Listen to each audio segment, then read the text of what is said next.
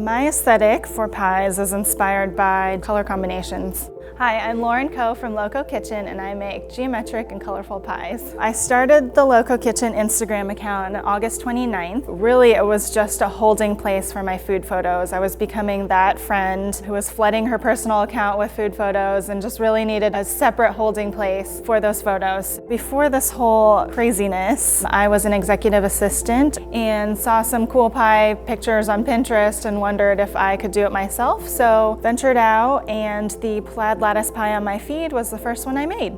My aesthetic for pies is inspired by geometric patterns, string art, architecture, a lot of textiles, and color combinations. So when coming up with pie designs, I never sketch things out. I don't really plan them in advance. The results of the pie are usually having fun in the kitchen and seeing what the dough is willing to do, or the fruit if it cooperates. The feedback to my Instagram account and some of the photos that I've posted have been really positive. I think one of my favorite comments was somebody saying that their partner didn't understand Instagram at all, but when he's in a bad mood or having a bad day, she'll show him some of my photos and it kind of soothes him and calms him down, which I think is pretty funny. Yeah, just lots of positive comments. I love seeing people out there trying to recreate some of my designs. It's wild that I'm just having fun in my home kitchen and somehow these things are getting out in the world and people are doing the same thing in their kitchens as well. The rule is always to keep things super cold, so make sure your dough is chilled. Try not to handle it too much. So my designs are constructed with lots of strips of dough, so I try to only touch the strips from the ends. Once the pie design on top is set, chill it in the fridge thoroughly before baking. For the Lokokitchen signature spoke design, that's inspired by some string art designs that I saw, and because the design is constructed of lines, I wondered if I could reconstruct it with pie dough, just cutting the dough into strips and laying them on the surface of the pies. I set out to experiment per usual, and it turned out well.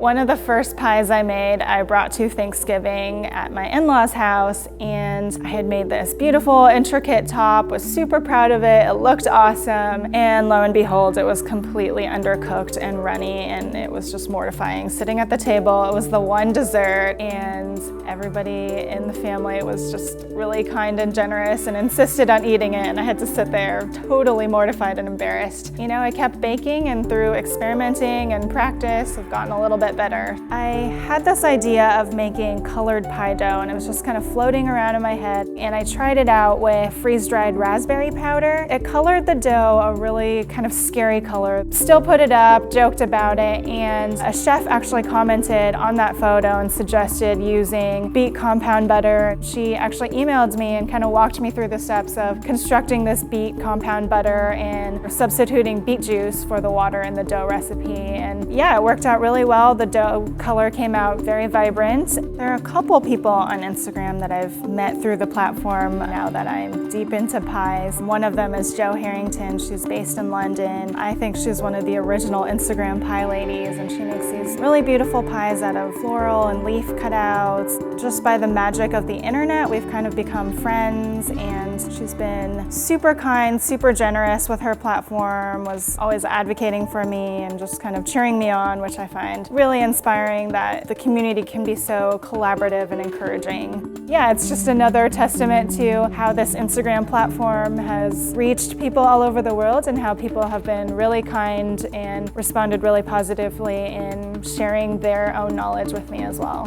My husband, his role is usually not super hands-on. Occasionally, if I do attempt a weaving pattern or some kind of pie dough pattern and I get stuck, I'll have to call in my life consultant and have him kind of figure out the pattern and tell me what my next steps are. Otherwise, he kind of keeps out of the kitchen, lets me do my thing. Usually I prefer making tarts because I also prefer to eat them for the tangy, zesty flavor, but I think they're a little less time intensive and there's a lot more creative freedom with tarts. So I think my family and friends are all really excited to see what's happening with my Instagram account and the way that it's completely exploded. I did have to explain how the Instagram platform worked to my parents and a lot of family, and I will say a lot of people have gotten new Instagram accounts just so they can follow me. I've had to walk them through the process of how to like a photo, how to leave a comment, but for the most part I think they're all super excited to see these things that I'm creating being shared all over the world.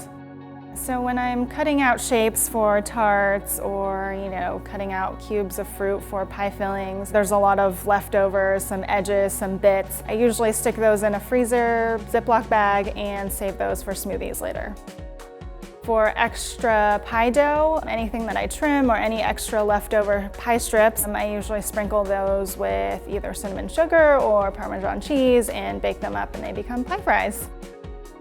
So I don't usually work with fresh things like apples and pears for tarts because they do brown really quickly. I keep those ingredients for pie fillings instead. What I find easiest is working with fruit that's not overly ripe, fruits that are more solid, I guess, like greener mangoes, firmer kiwis, dragon fruit, things like that are easier to work with and you're able to get sharper edges out of those cuts.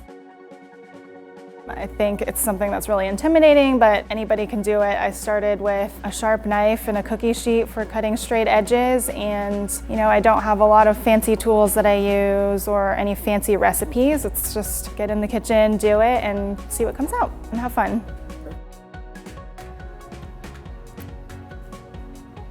Yes! Oh, yes!